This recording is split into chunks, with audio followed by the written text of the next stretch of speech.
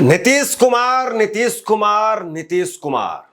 किसी को अगर राजनीति में पढ़ना हो, देखना हो, समझना हो, महसूस करना हो कि कोई आदमी, कोई व्यक्ति कितना बदल सकता है, कब तक बदल सकता है और कितनी बार बदल सकता है और किस हद तक बदल सकता है, तो नीतीश कुमार को देखना चाहिए।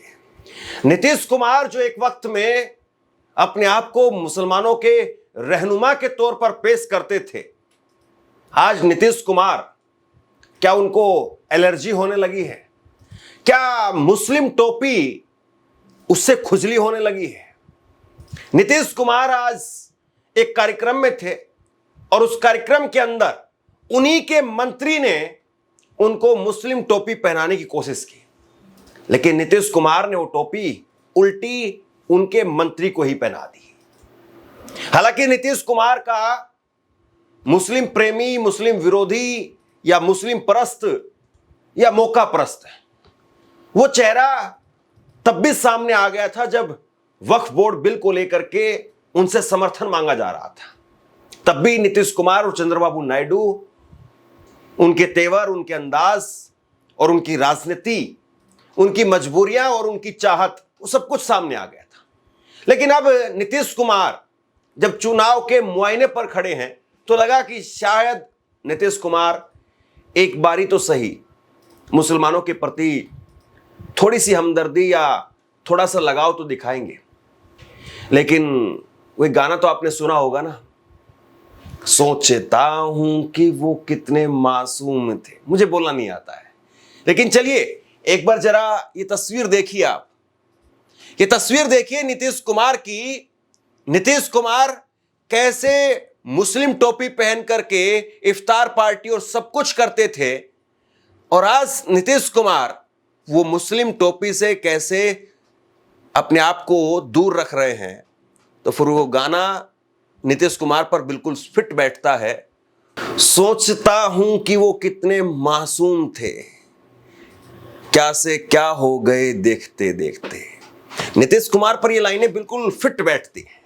नीतीश कुमार जो कि बिल्कुल यूं करके अलग अलग मुस्लिम कार्यक्रमों में जा करके फातिया पढ़ते हुए नजर आते थे, खुद इफ्तार पार्टी देते थे, अलग अलग नेताओं की इफ्तार पार्टी में जाते थे।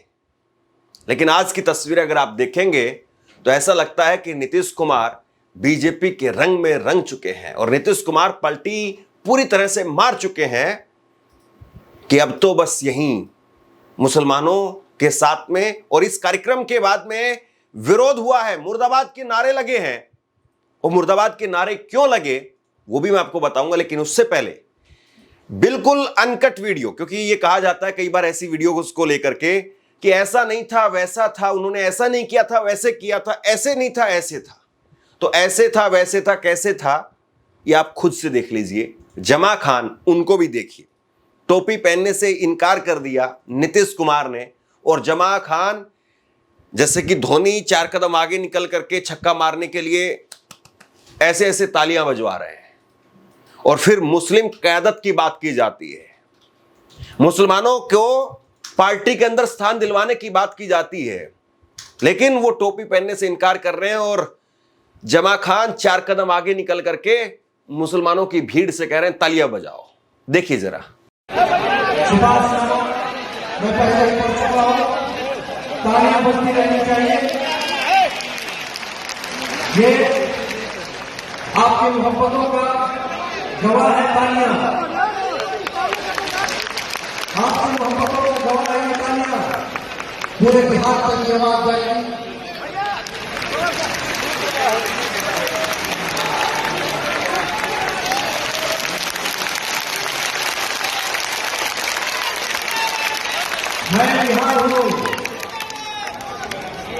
तो नीतीश कुमार वाकई क्या से क्या हो गए, देखते ही देखते नीतीश कुमार क्या से क्या हो गए। और आज ये केवल मैं ही नहीं सोच रहा हूं, हो सकता है कि आज बिहार में वो वोटर भी सोच रहे होंगे जिन्होंने नीतीश कुमार को कभी इस चाहत में वोट दिया होगा कि नीतीश है तो भरोसा है, नीतीश है तो कम से कम हमारी बात रखेंगे, नीतीश है तो भले ही चाहे बीजेपी की सरकार हो, लेकिन कम से कम मुसलमानों के मान सम्मान को ठेस नहीं पहुंचेगी। नीतीश है तो कम से कम मुसलमानों की बात भी रखी जाएगी। और नीतीश है तो ये नीतीश वही है जो 2013 में नरेंद्र मोदी के प्रधानमंत्री पद की उम्मीदवारी के बाद में बीजेपी को छोड़ करके आ गए थे। यानी नरेंद्र मोदी को उस वक्त में कट्टर हिंदुत्व और उसके साथ साथ मुस्लिम विरोधी चेहरे के तौर पर देखा जाता था। गोधरा का कांड उन पर चिपका हुआ था और नरेंद्र मोदी ने भी उस वक्त में मुख्यमंत्री, जब वो गुजरात के थे, प्रधानमंत्री बनने की दावेदारी की उस वक्त में तैयारी हो रही थी। उस वक्त में प्रधानमंत्री नरेंद्र मोदी, जो आज प्रधानमंत्री हैं, उस वक्त में गुजरात के मुख्यमंत्री थे, उन्होंने एक सद्भावना के नाम से एक कार्यक्रम रखा और उसमें मुस्लिम टोपी पहनाने की तस्वीर देखिए जरा। उस वक्त में नरेंद्र मोदी साहब को भी मुस्लिम टोपी पहनाने की कोशिश की गई थी कि चलिए अब आपको बड़े लेवल पर जाना है, देश भर की राजनीति करनी है, अब आप प्रधानमंत्री बनने के लिए अपने आप को तैयार कर रहे हैं, तो गोधरा कांड, मुसलमान विरोधी छवि, इन सब से छुटकारा पाने के लिए एक बार मुस्लिम टोपी पहन लीजिए। नरेंद्र मोदी ने भी मुस्लिम टोपी नहीं पहनी थी और आज नीतीश कुमार भी वो टोपी पहनने से इनकार कर रहे हैं। क्या इसके पीछे ये गणित है जो बीजेपी ने नीतीश कुमार को समझाया है, बताया है कि 81% हिंदू हैं, 17% मुसलमान हैं, बाकी सब छोड़ दीजिए। 81% पर फोकस कीजिए। मुसलमान 17% में से 2-4-5% तो आपको वोट कर देंगे ही कर देंगे। आप 81% पर फोकस कीजिए। 81 में से आप कोशिश कीजिए कि 60-70% हिंदू आपको वोट कर दें। लेकिन क्या वाकई ऐसा संभव हो पाएगा? नीतीश कुमार की गिनती बची कितनी है कि फिर से उनकी गिनती एक बार फिर शुरू हो जाएगी? या नीतीश कुमार, जिनको बार बार उनकी राजनीति को फुल स्टॉप के तौर पर देखा जाता है, फिर वो उभर करके आ जाते हैं, तो क्या बार बार ऐसा जो होता रहा है फिर से होगा? लेकिन नीतीश ने जिस तरीके से आज टोपी पहनने से इनकार किया, उसके बाद में उसी कार्यक्रम में उनका जबरदस्त विरोध भी हुआ। मुर्दाबाद के नारे लगे। क्यों लगे? इसलिए लगे क्योंकि उस कार्यक्रम के अंदर मुस्लिम लोगों की भीड़ को और वहां पर जो पदाधिकारी वगैरह थे उनको यह कहकर के लाया गया कि एक सरकारी कार्यक्रम है। लेकिन इसको बाद में बीजेपी और जेडीयू की एक रैली के तौर पर तब्दील कर दिया गया और उसके बाद में लोगों ने कहा कि हम इस काम के लिए तो यहां नहीं आए थे। क्योंकि जाहिर सी बात के आजकल हर जगह पर फोटो जाती है और जाहिर सी बात है जब हर जगह पर फोटो जाएगी तो लोग देखेंगे कि फला फला आदमी वो भी इस भाजपा और जेडीयू की रैली में थे और इसीलिए लोगों ने विरोध किया, मुर्दाबाद के नारे लगाए। जरा देखिए।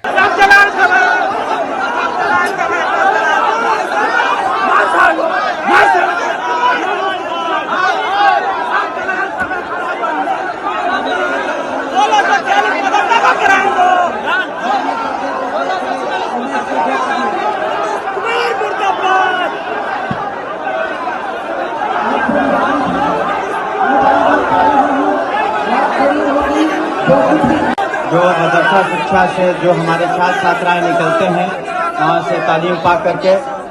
अब मैं आपको कुछ तस्वीरें दिखाता हूं। वो नीतीश कुमार जो अपने आप को मुस्लिम हितैषी बताते थे, कुछ तस्वीरें देखिए। ये तस्वीर देखिए आप। जीतन राम मांझी, उनके घर पर इफ्तार पार्टी हो रही है और इफ्तार पार्टी में बाकायदा नीतीश कुमार बतौर मुख्यमंत्री हैं। 2022 की तस्वीर मैं आपको दिखा रहा हूं और जीतन राम मांझी की इस पार्टी में सबने टोपी लगाई हुई है और उसके साथ साथ गमछा, रुमाल वो भी जो है वो डाला हुआ है। और नीतीश कुमार हैं, जीतन राम मांझी हैं, चिराग पासवान हैं, सब इसमें दिखाई दे रहे हैं।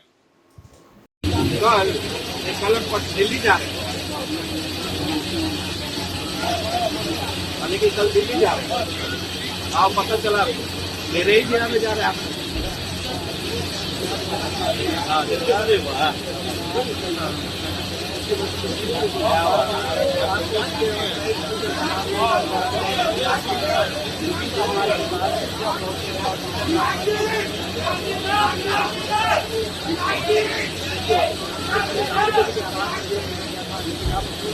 ये तस्वीर देखिए आप। ये उस वक्त की तस्वीरें हैं जब नीतीश कुमार ने, माननीय मुख्यमंत्री साहब ने, खुद अपने घर पर इफ्तार पार्टी दी थी और उनके घर की इफ्तार पार्टी की ये तस्वीरें हैं। ये तस्वीरें देखिए आप। नीतीश कुमार ने बाकायदा प्रॉपर तरीके से मुस्लिम टोपी पहनी हुई है और सफेद रंग का कुर्ता पजामा, यानी ऊपर से लेकर के नीचे तक नीतीश कुमार मुस्लिम लिबास में अपने आप को दिखाने की कोशिश कर रहे हैं। इसके बाद में ये तस्वीर देखिए आप। नीतीश कुमार दोनों हाथ अपने जोड़ करके फातिया पढ़ते हुए नजर आ रहे हैं। क्या ही कहें, ऐसी मासूमियत कौन उस पर फिदा ना हो जाए, ये नीतीश कुमार है। इसके बाद में ये तस्वीर देखिए 2023 का साल, जब तेजस्वी यादव वो नीतीश कुमार को मुस्लिम टोपी पहना रहे हैं। राबड़ी देवी के आवास पर इफ्तार पार्टी रखी हुई थी और उस पर नीतीश कुमार जो है वो गए थे। तो ये तस्वीरें देख करके क्या कहेंगे आप कि नीतीश कुमार जो सब कुछ करते थे, नीतीश कुमार खजूर लेते थे और ऐसे ऐसे उठा करके ऐसे ऐसे खाते थे, बाकायदा दिखा दिखा करके। एक खजूर को काफी देर में खत्म किया जाता था ताकि मीडिया वाले पूरा फोटो खींच ले। कल के अखबार में पूरा फोटो खजूर लेते हुए ऐसे देखते थे फिर खजूर को। तो हुजूर जो है वो खजूर बड़े चाव से खाते थे, लेकिन आजकल हुजूर टोपी में पता नहीं क्या खुजली होने लगी है, टोपी कह रहे हैं कि अब मना करो। और शायद ये बीजेपी की आप कह सकते हैं कि संगत का भी असर है। बीजेपी ने हो सकता है कि कोई प्रेजेंटेशन दिखाया हो, पीपीटी करके दिखाया हो कि भैया देखो ऐसे ऐसे 81% वोट है, आप मुसलमानों के पीछे पड़े रहते हो, मुसलमान आपको इतना इतना वोट कर रहा है, इतना इतना वोट नहीं कर रहा है। अपने आप को सेकुलरिज्म के पुरोधा बताते थे, कुर्सी तक छोड़ दी थी नरेंद्र मोदी के विरोध में। और आज देखिए नरेंद्र मोदी के कभी हाथ पकड़ते हैं, कभी पांव पकड़ते हैं, कभी गले पड़ते हैं, कभी किसी अफसर के सिर पर गमला रख देते हैं, कभी किसी को उल्टा टोपी पहना देते हैं, कभी किसी को उल्टा माला पहना देते हैं। नीतीश कुमार आजकल बड़ा उल्टा पुल्टा कर रहे हैं और विपक्ष तो अब बड़ी चुटकी ले रहा है। विपक्ष कह रहा है कि भैया नीतीश कुमार ऐसे ही नहीं बदले हैं। नीतीश कुमार को बदलने के लिए, चंद्रबाबू नायडू को लाइन में रखने के लिए बीजेपी कानून लेकर के आ रही है कि 30 दिनों तक गिरफ्तार रहोगे और उसके बाद में कुर्सी चली जाएगी।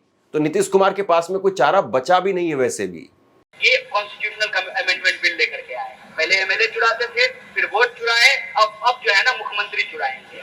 और असल में मैं आपको बता दूं, ये चाहते हैं जैसे भाजपा के भीतर अमित शाह और मोदी जी के सामने कोई आवाज नहीं निकालता है, कल को एनडीए की भी यही हालत हो जाए। नीतीश कुमार अगर चाहे भी कि मुझे पलटना है तो उनको पलटने ही नहीं दिया जाएगा। चंद्रबाबू नायडू यदि चाहे भी कि हमको पलटना है तो उनको पलटने का ऑप्शन ही नहीं दिया जाएगा। कहेंगे पलटोगे तो जेल जाओगे, तुरंत घर पे ईडी भेजेंगे, 30 दिन जेल में रखेंगे, उसके बाद तुम सीएम ही नहीं रहोगे, फिर तुम्हारा ही एमएलए लेकर के वही जेडीयू के सारे एमएलए जब भी कहते हैं नीतीश कुमार जिंदाबाद, नरेंद्र मोदी जिंदाबाद कहना शुरू कर देंगे, वही सारा एमएलए लेकर के भाजपा अपना मुख्यमंत्री बना देगी। दिक्कत ये है कि इनको पाला पड़ा है बिहार से, यही इनका सारा कैलकुलेशन खराब हो गया है। क्यों? क्योंकि बिहार में लोकतंत्र का इतिहास 47 से नहीं शुरू होता है। बिहार में लोकतंत्र का इतिहास बुद्ध के काल से शुरू होता है, लिच्छवी गणराज्य से शुरू होता है।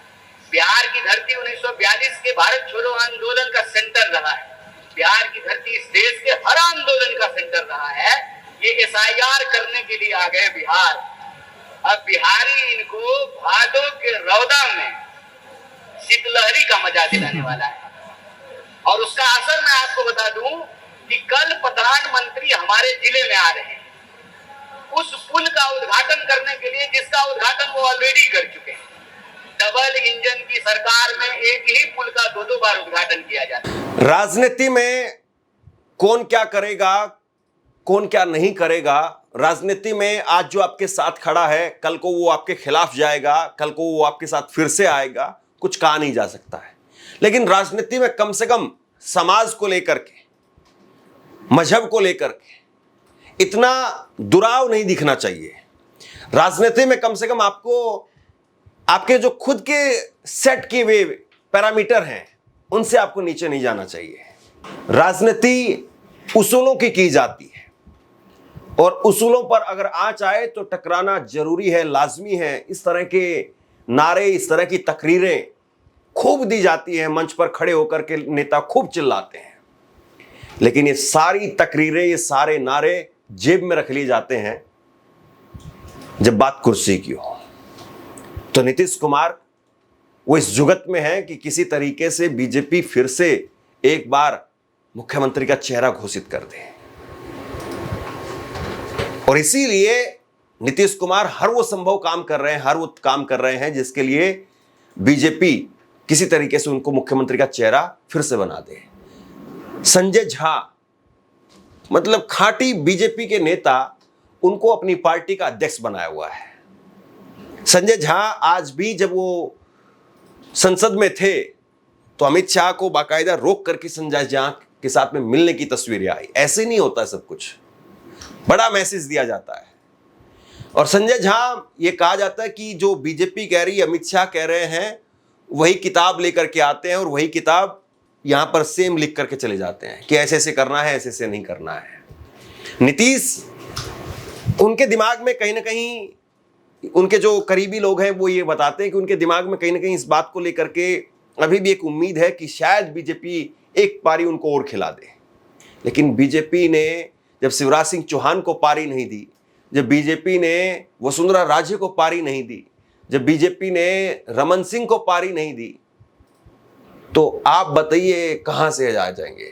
मतलब शिवराज सिंह चौहान बड़े नेता, कोई डाउट नहीं इसमें, सुलझे हुए आदमी, मिलनसार आदमी, हर तरीके से विपक्ष के साथ में भी, इधर भी उधर भी, मीडिया के साथ में, कहीं कोई ऐसा पॉइंट उनका नजर नहीं आता था कि यहां पर वो कमजोर है। कोई ऐसा कोना उनका नजर नहीं आता था कि यहां शिवराज सिंह चौहान को बदलने की जरूरत है। कोई अहंकार, कोई घमंड भी ऐसा नहीं, कोई ऐसा उठपटांग बयान भी नहीं। हाँ, बुलडोजर मामा बनने की कोशिश जरूर की थी, लेकिन कुछ न कुछ राजनीति में फैसले कई बार आपके गलत भी हो जाते हैं। लेकिन उसके बावजूद बदल दिया और फिर उनको दिल्ली भी आना पड़ा। उन्होंने बड़ा अपना लिखवाया था, मामा का घर, मैं तो मामा ही बन करके रहूंगा, लेकिन फिर दिल्ली आना पड़ा। और दिल्ली आकर के आजकल जय मोदी, जय अमित शाह और ये सब में चले हुए हैं। तो राजनीति में आपको बदलना पड़ता है, राजनीति में आपको चलना पड़ता है। और ये बात शिवराज सिंह चौहान तो इसलिए समझ गए कि अब वहां पर मोहन यादव को बैठा दिया और मोहन यादव को छोड़िए, अब वसुंधरा राजे अगर वो शांत हो गई, खामोश हो गई, तो फिर मैं क्या करूंगा और अकेले मैं कब तक लड़ूंगा। लेकिन उनके पास में एक बड़ी बात ये थी कि उनकी पार्टी का बैगेज नहीं था। नीतीश कुमार, उनकी पूरी पार्टी, हालांकि बहुत सारे लोग तो ये कह रहे हैं कि इस चुनाव के बाद में हो सकता है कि जेडीयू वही जो है वो बीजेपी में शामिल हो जाए, पूरी जेडीयू। लेकिन मुझे लगता है कि नरेंद्र मोदी हमेशा वो काम करते हैं कि काउंटर पॉइंट जरूर रखते हैं, और काउंटर पॉइंट अगर आरजेडी का कोई हो सकता है तो जेडीयू हो सकता है, क्योंकि पूरा जो दलित पिछड़ा वोट है उसमें अगर कोई सेंधमारी कर सकता है तो नीतीश कुमार कुछ हद तक जरूर कर सकते हैं।